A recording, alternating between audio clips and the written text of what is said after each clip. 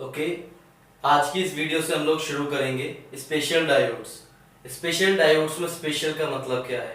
There is nothing special about their origin, about their manufacturing. इससे पहले हम लोग पीएन जंक्शन डायोड जानते हैं। पीएन जंक्शन डायोड क्या होती है? सेमीकंडक्टर डिवाइस है। पी टाइप और एन टाइप मटेरियल को साथ जोड़ा जाता है।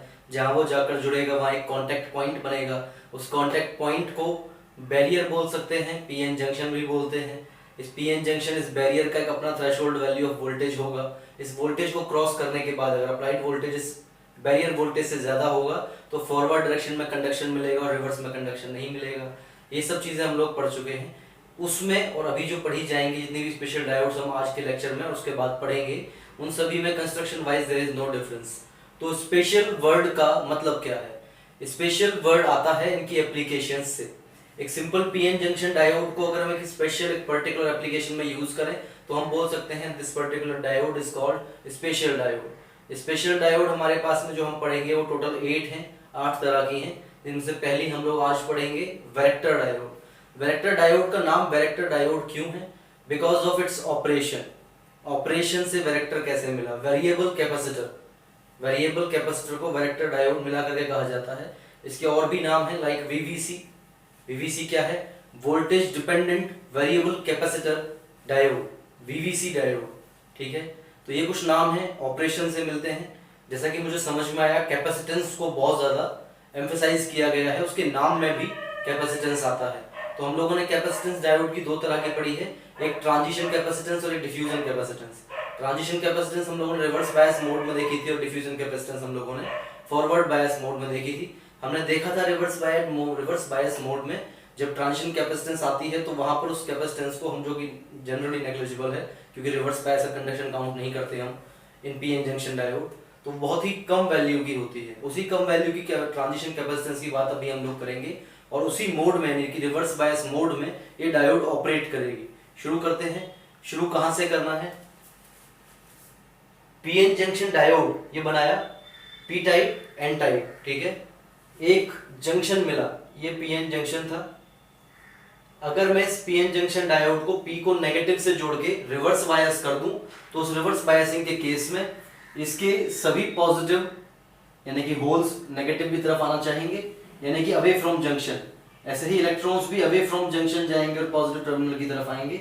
इस केस में डिप्लीशन रीजन की विड्थ बढ़ जाएगी। क्लियर है? डिप्लीशन रीजन की विड्थ बढ़ जाएगी। उसको मैंने ऊपर डी और आर लिखा है। डिप्लीशन रीजन है, ये कोई स्टैंडर्ड और यूनिवर्सल एब्रिविएशन नहीं है डिप्लीशन रीजन की, मैंने सिर्फ यहाँ लिखा है तो आप लोग इसे समझें। D R is depletion region. Depletion region बन जाएगा, reverse bias mode of operation है। ठीक है, इसका सिंबल क्या होगा, सर्किट सिंबल, वो आप लोग देख लीजिए। सिंपल डायोड के लिए हम ये बनाते हैं, ये हमारे पास ऑलरेडी है। एक ये एक्स्ट्रा लगाया है। हम सभी जानते हैं इतना वाला portion is used for representing capacitors, है ना। और अगर इसको मैं मार्क करूं, ये वाला this is diode, simple PN junction diode. तो अगर एक PN junction diode varactor diode की तरह इस्तेमाल होगी, एक पर्टिकुलर एप्लीकेशन में इस्तेमाल होगी, तो वो कैपेसिटर वाला रिप्रेजेंटेशन भी हम डायोड के सर्किट सिंबल में दिखाएंगे।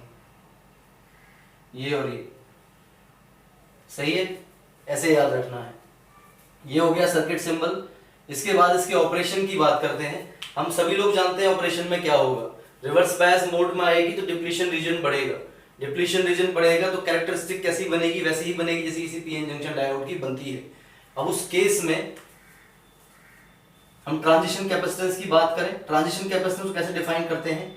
रिवर्स बायस मोड के अंदर वोल्ट्स के साथ में, और ये है कैपेसिटेंस, ट्रांजिशन कैपेसिटेंस पिकोफैराड में। इसका एक ग्राफ बनाएं तो हमें क्या मिलता है देखने के लिए कि जितना रिवर्स बायस वोल्टेज बढ़ाएंगे, जितना रिवर्स बायस वोल्टेज बढ़ेगा उतना कैपेसिटेंस की वैल्यू कम हो जाती है। फॉर्मूला क्या था हमारे पास में?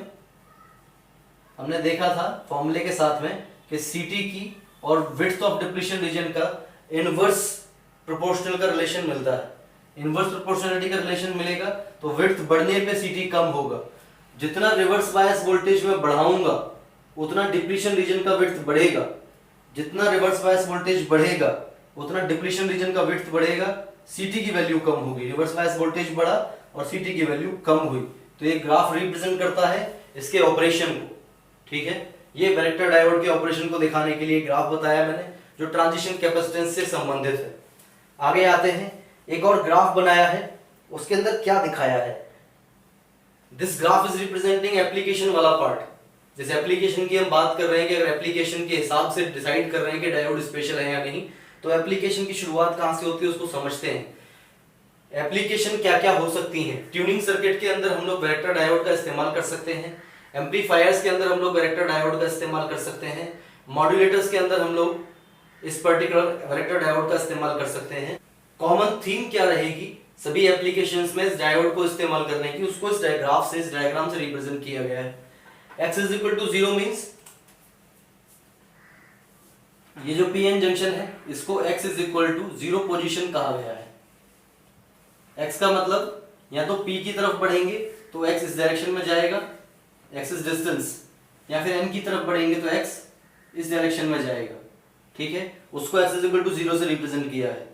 ये जो ब्लू और रेड ग्राफ है ये क्या बता रहे हैं, यानी कि ये जो ये एक्सिस है ये क्या बता रहा है, concentration of carriers, charge carriers. हम फिलहाल चार्ज कैरियर्स जो कि रिवर्स बायस मोड में काम करते हैं उसकी बात कर रहे हैं। रिवर्स बायस मोड में कौन सा चार्ज कैरियर इन्फ्लुएंसिंग होता है, आप लोग अपना होमवर्क समझ लीजिए, सभी को पता है, माइनॉरिटी चार्ज कैरियर्स। ठीक है, अगर डोपिंग यूनिफॉर्म होती है, या तो डोपिंग यूनिफॉर्म होगी या फिर डोपिंग यूनिफॉर्म नहीं होगी। अगर डोपिंग यूनिफॉर्म होगी तो मतलब कितना भी P में और N में, इस रीजन में आप कहीं भी घूम लो, ये पर्टिकुलर स्पेस, ये पर्टिकुलर स्पेस, ये वाला या ये वाला, सभी जगह कंसंट्रेशन एक जैसी होगी तो यूनिफॉर्म डोपिंग है। ऐसे ही N में भी सभी जगह किसी भी पॉइंट ऑफ N टाइप इस मटेरियल के अंदर अगर डोपिंग एक जैसी है तो यूनिफॉर्म है, अदरवाइज नॉन यूनिफॉर्म है। या तो पूरा यूनिफॉर्म होगा या फिर पूरा नॉन यूनिफॉर्म होगा।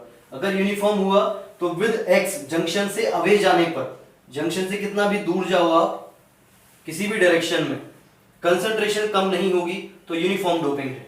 ठीक है, यूनिफॉर्म डोपिंग के केस में हमें ट्यूनिंग सर्किट के अंदर वैरेक्टर डायोड 3:1 का रेशियो एज आउटपुट दे सकती है या 4:1 का दे सकती है। इसी को हम एम्पलीफायर्स में भी यूज कर सकते हैं। ये रेशियो इज डिफाइनिंग कि ऑपरेशन का लेवल क्या रहेगा, आउटकम क्या रहेगा। अब एक हमारे पास रेड से बनाया हुआ ग्राफ है। अगर यूनिफॉर्म डोपिंग नहीं होती है, नॉन यूनिफॉर्म डोपिंग होती है, या कहो कहीं हैवी कहीं कम डोपिंग होती है, तो उस केस में हमें 10:1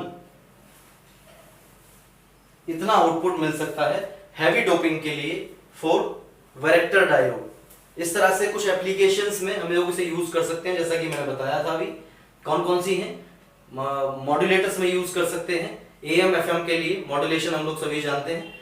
इसके अलावा हम लोग इसको एम्पलीफायर्स में यूज कर सकते हैं और ट्यूनिंग सर्किट्स में भी यूज कर सकते हैं। ये है हमारी वैरेक्टर डायोड।